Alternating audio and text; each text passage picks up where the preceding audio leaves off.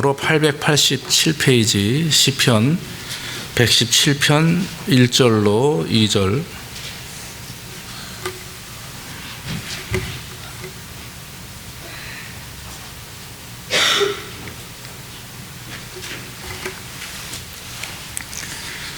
시편 117편 1절과 2절. 너희 모든 나라들아 여호와를 찬양하며 너희 모든 백성들아 저를 칭송할지어다. 우리에게 향하신 여호와의 인자하심이 크고 진실하심이 영원함이로다. 할렐루야. 아멘.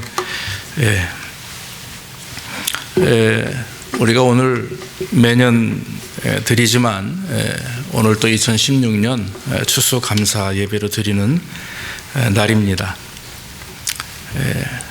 특별히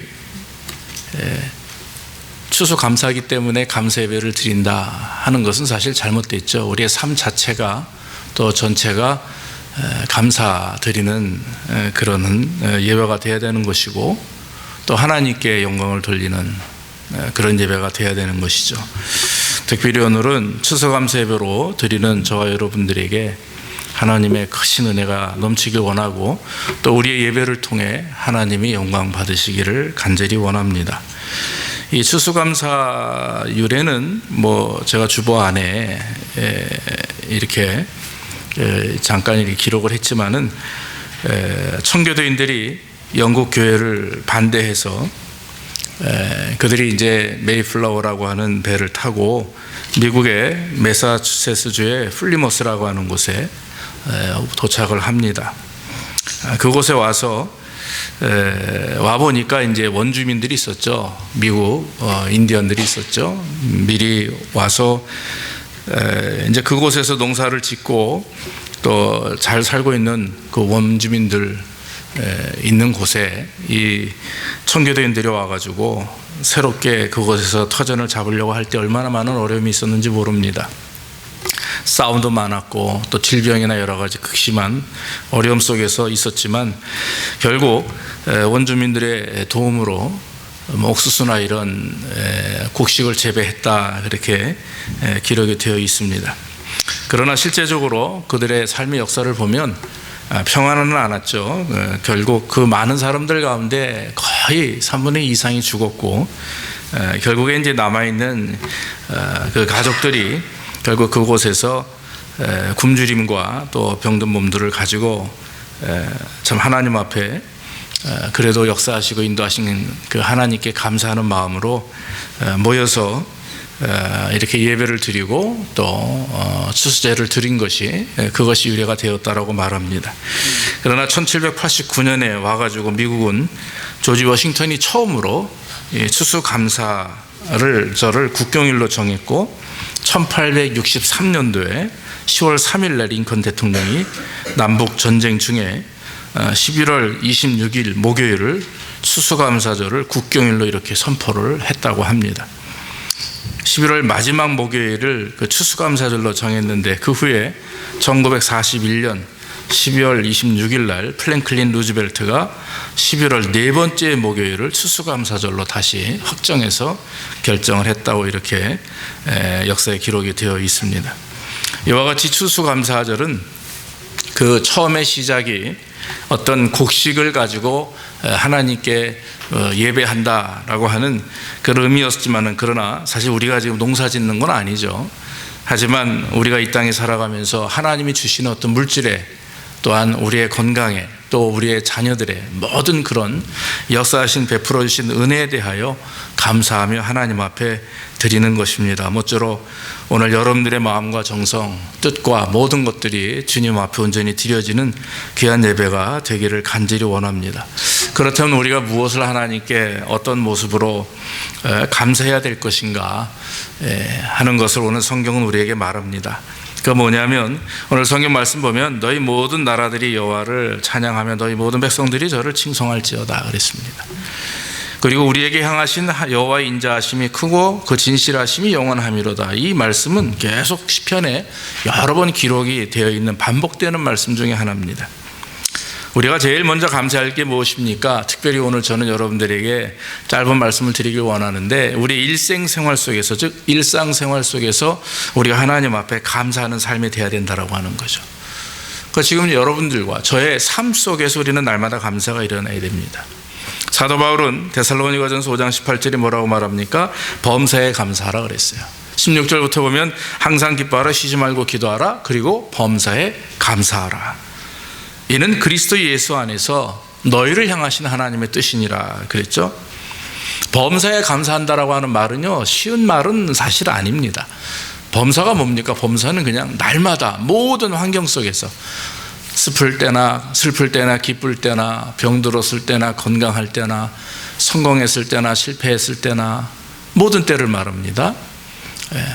기쁘고 건강하고 잘되고 풍요롭고 이러면 감사할 수 있는 것, 사실 그건 아무나 할 수 있는 거죠. 늘 우리가 강조하지만 슬프고 또 반면에 낙심되고 어렵고 병들었을 때에도 하나님 앞에 동일하게 감사할 수 있는 사람, 오히려 그 사람이 하나님께 영광을 돌리는 삶이 된다라고 하는 것입니다. 사랑하는 성도 여러분, 그래서 항상이라는 것, 쉬지 말고라고 하는 것, 범사라고 하는 것, 이 사도 바울이 데살로니가전서 5장 16절에 18절 사이에 붙은 그 수식어들은 모든 면에서 끊임없이 계속적으로 하나님께 기도하고 감사해야 된다라고 하는 것입니다. 그래서 여러분, 감사의 씨를 심으면은요, 감사의 열매가 맺어져요. 기독교는 심는 대로 거두는 것이 기독교입니다. 그래서 감사를 심으면 하나님께서 감사의 열매를 맺게 되는 줄로 믿습니다. 우리가 지난 날들을 가만히 돌이켜보면 사실 특별한 일보다는요, 평범한 일이 더 많았잖아요. 아프고 다치고 사고 나고 이런 일은 올 한 해 여러분들 또 겪으신 분들도 많이 있고 수술도 하고 막 그랬어요. 그런데 어떤 그런 일에 대해서 그런 가운데서도 구원하시고 안 다치게 하시고 낫게 하시니 감사합니다 하는 것도 좋아요. 그러나 그런 날보다는 여러분 더 많은 기간, 수십 배 수백 배 시간들이 더 많이 있습니다. 1년 365일 동안 역사하시고 인도하신 그 하루하루의 삶, 단 하루도 우리는 하나님의 은혜가 없으면 살 수 없는 게 우리입니다. 믿습니까? 그게 우리 모습이에요. 단 하루도 아무리 여러분들이 노력하고 애를 쓰고 여러분들이 정말 잘나고 잘 배우고 풍족하다 하더라도 하나님이 함께 하지 않으면, 하나님이 앞에서 우리를 이끄시고 뒤에서 밀어주시지 않으면 우리는 단 하루도 살 수 없는 것입니다. 그렇기 때문에 힘들고 어려운 일을 경험해도 우리가 다 치유되고 회복되는 이유는 무엇입니까? 그것은 바로 하나님이 우리와 함께 하시기 때문이라고 하는 거죠. 저는 사실 우리 아이들이 이제 커서 운전하라고 막 다니고 그러면 되게 마음이 불안할 때가 있어요. 목사이기 때문에 목사님 그런 거 불안해하면 되겠습니까? 할 수도 있지만 운전하고 다니거든요. 밤에 다니고 또 우리 자녀들 밖에 나가서 막 뛰어다니고 자동차 오는데 아이들 막 뛰어나가고, 그러니까 모든 것들이 다 위험의 요소들이 있는 게 이 세상 아닙니까? 그런데 하나님께서 그때그때 인도하시고 역사하시는 것, 그래서 여러분들이 일터에서 하루하루 은혜롭게 잘 견디는 것. 제가 미국에 와서 총기 사고로 사망한 제 주변에 있는 사람들이 3사람이 있었어요. 예전에 부목 생활할 때도 2건이 있었고 요즘에는 별로 그런 사고들이 없는데 예전에 96년도에 미국 왔을 때는 한 2, 3년 사이에 참 많은 일들이 있었어요.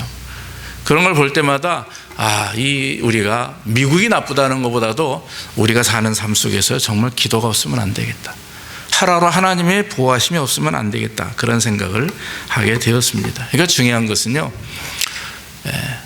무슨 일을 경험할 때가 아니라 범사에 날마다 오늘도 비록 내가 감사할 조건이 무엇입니까? 라고 물어보면 글쎄요, 오늘 별거 없는 것 같은데요, 잘 생각이 안 나는데요, 이렇게 얘기하는 경우도 있어요. 하지만 여러분, 숨 쉬는 자체가 감사한 일입니다. 할렐루야.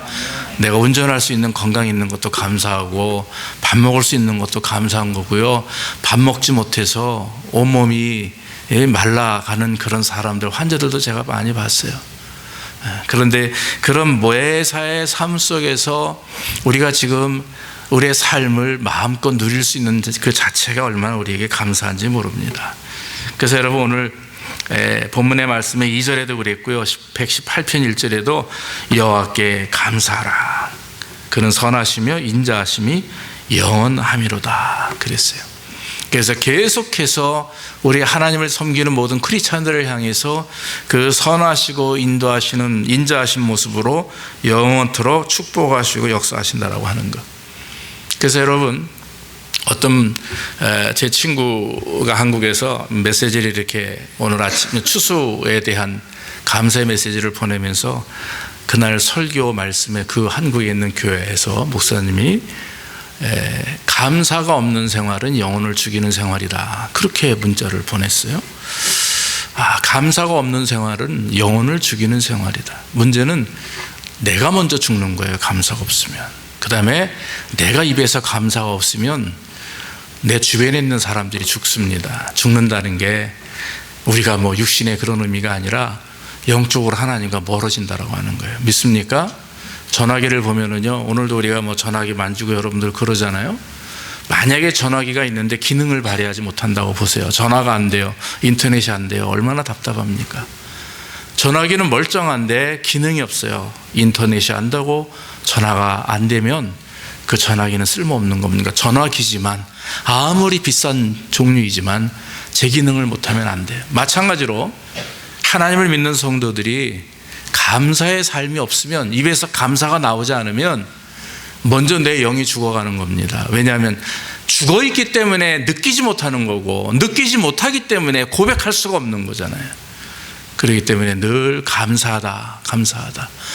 이 일도 감사하고 저 일도 감사하고, 이런 어려움을 당했는데, 이렇게 몸이 아픈데, 이렇게 사고가 났는데도 불구하고 하나님이 인도하셔서 치료하셔서 회복시켜 주셔서 우리를 하나님 앞에 나올 수 있도록 인도한 것, 그런 모든 것들이 하나님 앞에 감사한 일입니다. 모쪼록 여러분, 정말 성도로서의 온전한 기능을 할 수 있는 감사가 넘치기를 주의 이름으로 축원합니다.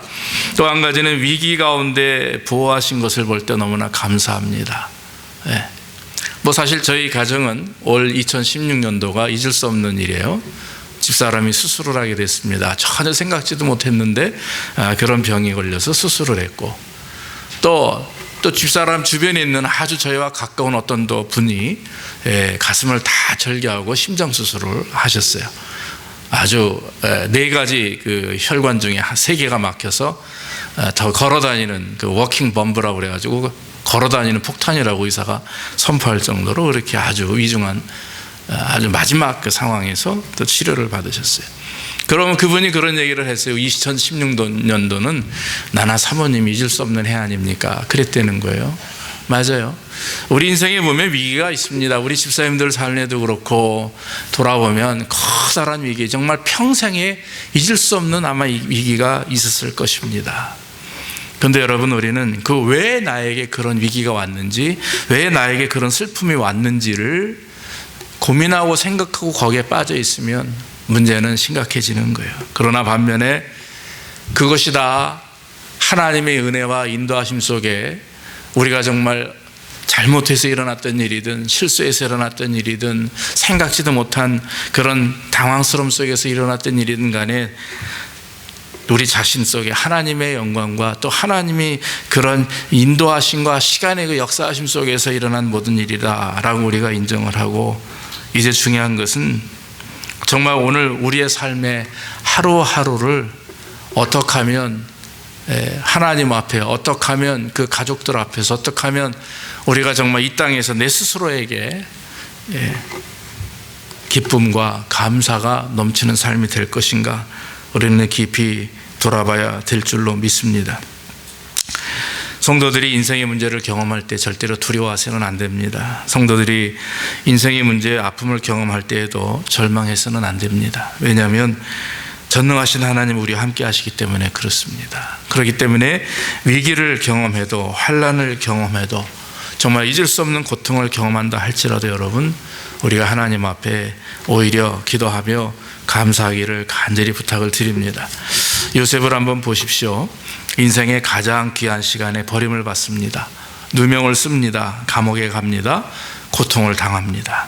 그러나 그는 좌절했다, 절망했다, 하나님을 원망했다라고 하는 말이 전혀 없습니다. 오히려 그것을 기회로 삼고 잘 인내합니다. 잘 이겨냅니다. 그래서 성경 말씀 창세기 39장 2절에 보면 그 주변에 있는 사람들이 이런 고백을 하죠. 그의 주인이 여호와께서 그와 함께 하심을 보며 또 여호와께서 그의 범사에 형통케 하심을 보았더라 그랬어요. 여러분, 우리가 늘 삶 속에서 감사하고 힘들고 어렵고 고통과 절망이 있다 할지라도 그것을 인정하고 감사함으로 받아들이며 이겨나가면 나에게 첫째 그 축복이 되고 은혜가 되는데, 그 다음에 문제가, 그 다음에 오는 은혜가 뭐냐면 나를 바라보는 주변에 있는 많은 사람들이 저 사람은 하나님이 함께 하셔서 형통하게 하는구나, 그런 고백을 하게 된다라고 하는 것입니다. 그것이 여러분 가장 귀하고 좋은 일입니다. 나를 통해서 사람들이 하나님을 생각하게 하는 것, 하나님을 떠오르게 하는 것, 나를 통해서 살아계신 그리스도의 사랑을 경험하게 되고 또 나를 통해서 살아계신 하나님의 은혜를 경험할 수 있도록, 볼 수 있도록 만드는 것. 여러분, 지금 우리의 삶은 어떤가 보세요. 우리가 사람들에게 인정받는다고 하는 것이 똑똑하고 돈이 많고 뭐 이런 게 인정받는 게 아닙니다. 우리를 통해서 하나님이 드러나고 우리를 통해서 그리스도의 은혜가 드러나는 것, 그리스도의 사랑이 드러나는 것이, 그것이 가장 귀한 일이고, 하나님이 우리를 통해서 원하시는 것은 바로 그겁니다. 네가 나한테 얼마나 잘하느냐, 이것보다도 너를 통해서 내가 얼마나 사람들에게 드러나느냐, 이것을 하나님은 더 원하신다라고 하는 것입니다. 욥기서에도 욥이 고백하기를 나의 가는 길을 오직 그가 아시나니 그가 나를 단련하신 후에 내가 정금같이 나오리라 그랬어요.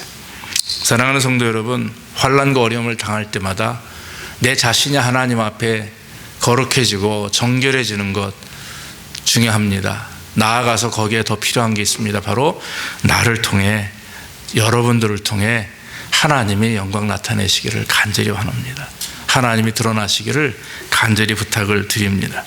그러므로 환난을 믿음으로 이겨낸 후에 오는 하나님의 은혜와 감격을 기대하며 인내할 때 거기에 역사가 일어나게 되는 것입니다. 여러분, 우리는 인생의 위기가 하나님 앞에서 우리의 믿음을 나타내는 중요한 기회가 됨을 우리는 알아야 됩니다. 어떻게 하면 우리가 하나님 앞에 우리의 믿음을 잘 나타낼까? 어떻게 하면 우리가 하나님 앞에 감사의 그런 삶을 살 것인가?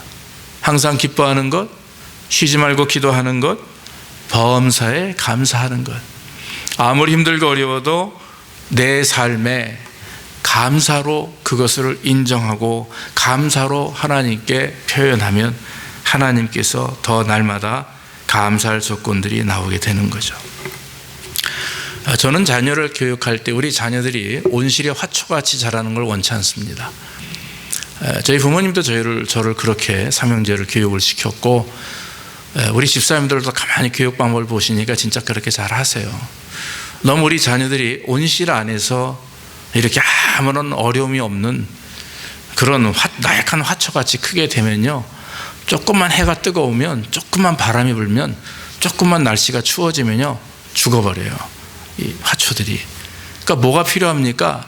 적응할 수 있도록 화초들도 필요하죠. 마찬가지입니다. 우리 자녀들도 이 땅에서 막 안 될세라 넘어질세라 그냥 이렇게 하는 것보다 스스로 선별하고 구별하고 스스로 깨달을 수 있도록 야단칠 때도 필요하고, 또 어떤 때는 끌어안아줄 때도 필요하고 그러죠. 그래서 여러분, 예전에 아이들이 넘어지면 저희 아버님은 사실 저를 한 번도 손을 내밀어서 일으켜주신 적이 없었어요. 뒷짐지고 일어나야지, 남자니까 일어나야지 이러시는 거예요. 그 어린 마음에 아빠 나를 일으켜주면 얼마나 좋을까. 하지만 우리 어머니는 뭐 난리 나죠. 그러나 아버님은 그렇게 키우지 않으셨어요. 저도 아이들을 좀 이렇게 온실에 화초같이 키우고 싶지 않습니다. 우리 자녀들도 그렇게 성장하는 걸 원치 않습니다. 우리 교회 아이들도 그래요. 이 말씀은 뭐냐면 지금 우리의 교육 방법에 대한 얘기를 하는 게 아니라 하나님이 우리 성도들을 인도하실 때는요, 어떤 때는 불구덩이로 모실 때가 있어요. 어떨 때는 이렇게 물가로 몰 때가 있어요. 근데 분명히 이사야 말씀에 하나님이 불 가운데 내가 갈지라도, 물 가운데 갈지라도 내가 너를 보호할 것이다 말씀하셨기 때문에 간다라는 거예요. 가지 못하게 막겠다가 아니라 불 가운데 가도, 물 가운데로 가도 내가 너를 보호하겠다. 믿습니까? 그래서 우리 자녀들이, 특히 하나님을 믿는 모든 백성들이 세상을 살아가며 환난이 오고 핍박이 오고 문제가 있다 할지라도 성경에 나와 있는 위인들처럼 믿음으로 하나님을 향해 나가는 것. 그래서 여러분, 아브라함이나 욥이나 모세, 요새, 베드로, 바울, 어느 누구 하나 날 때부터 죽을 때까지 평안하게 이렇게 인생을 살아간 사람, 가늘고 길게 산 사람 없어요. 정말 믿음 안에서 투쟁하며 승리하며 하나님 앞에 나아가기 위해서 헌신하는 그런 모습들, 얼마나 귀한 모습인지 모릅니다. 저와 여러분들이 혹시 지금 어려움이 있습니까? 환난 중에 계십니까? 여러분, 감사함으로 인정하시고 받아들이시고 하나님께 맡기기를 주의 이름으로 축원합니다. 우리 하나님께서 좋게 다 인도해 주실 줄로 믿습니다. 마지막으로는 이제 하나님이 우리를 미래적인 차원에서 계속 붙들어 주신다라고 하는 거예요. 지금까지 인도했으니까 앞으로 너 잘해봐, 이게 아닙니다. 성도는 하나님 앞에는 영원한 어린 양이에요. 성도는 하나님 앞에서는 영원한 어린 아이와 같습니다. 왜냐하면 부하심 속에 있어야만 되니까. 하나님 우리를 떠나지 않을 것이고 우리도 하나님을 떠나지 않을 것입니다. 그 얘기 뭡니까? 하나님이 끝까지 붙드시겠다라고 하는 거죠. 그렇기 때문에 우리는 믿음으로 하나님을 의지하며 나가야 됩니다. 하나님이 우리를 붙드시면 우리도 하나님을 붙들어야 돼요. 이렇게 붙들면 빠지질 않습니다. 이렇게 잡으면 미끄러져 넘어지는데요, 이렇게 엇갈려 잡으면 빠지질 않아요. 믿음이라고 하는 능력 안에서 하나님이 우리를 붙들었으니 우리도 하나님을 붙드는 거예요. 그러면 절대로 빠질 수가 없습니다. 그래서 하나님 우리를 붙드시면 우리는 감사하면 우리도 반응하며 하나님 앞에 나아가야 됩니다. 그래서 날마다 하나님 앞에 영광 돌리고 내일 일을 걱정하지 말라, 그렇게 말씀했죠. 아무것도 염려하지 말고 다만 모든 일에 기도와 간구로 너희 구할 것을 하나님께 아뢰라 그랬어요. 아무것도 염려하지 말고. 지금 여러분 무엇 때문에 염려합니까? 돈 때문에 염려하십니까? 건강 때문에 염려하십니까? 자녀들의 미래 문제요? 예, 염려가 됩니다. 그러나 여러분, 염려한다고 해서 작은 아이가 커지는 것도 아니고 작은 돈이 많아지는 것도 아닙니다. 뚱뚱한 사람이 염려한다고 날씬해집니까? 안 되더라고요. 저도 굶어야죠. 운동해야죠. 안 돼요. 우리에게 필요한 것은, 하나님과의 관계 속에서 중요한 것은 하나님을 의지하고 하나님께 맡기는 일이죠. 염려와 근심을 모두 버리고 우리의 삶을 최선을 다해서 하나님이 기뻐하시는 성도의 삶, 그리고 세상 사람들에게 인정받는, 우리를 통해 하나님이 드러날 수 있도록 하는 삶, 그것이 얼마나 우리에게 중요한지 모릅니다. 염려와 근심은 사단이 주는 것입니다. 그러므로 우리의 염려와 근심은 분명히 세상적일 것입니다. 그러나 여러분, 그런 부분들보다 오히려 하나님의 나라와 의를 구하는 데 여러분들이 더 관심을 갖고 신경을 쓰고 그것을 위해서 기도한다면 하나님은 너희는 먼저 그의 나라와 의를 구하라, 그리하면 이 모든 것을 너희에게 더해 주시리라, 이렇게 말씀하셨으니 하나님 우리에게 은혜를 주실 줄로 믿습니다. 사랑하는 성도 여러분, 추수 때가 되면 우리는 여러 가지 과일들이나 음식들을 놓고 하나님 앞에 감사합니다. 올해는 제가 이거 안 하는 게 좋겠다 했어요. 잔뜩 이렇게 과일이나 이렇게 음식 넣고 하는 것도 사실 중요한 일이에요. 그러나 여러분, 진짜 중요한 건요, 우리의 마음이 하나님 앞에 나오셔야 돼요. 믿습니까? 우리의 마음을 하나님께 풍성하게 드리는 거죠. 그런데 여러분, 그런 생각이 드는 거예요. 말씀을 하기 전에 사무실에 앉아 있으면서 과연 내 영혼의 추수, 우리가 하나님께서 주신 것에 대한 것, 그 열매를 하나님께 기쁨으로 감사하는데 과연 그러면 우리에게 있어서 영혼에 대한 추수는 얼마나 우리가 있나 이거예요. 올해 안에 우리가 영혼을 구원하기 위해서 그들에게 무엇을 뿌렸으며 또 영적 열매, 즉 영적인 영혼의 열매를 얻기 위해서 우리가 어떠한 노력을 했는가 한번 돌아보시기 바랍니다.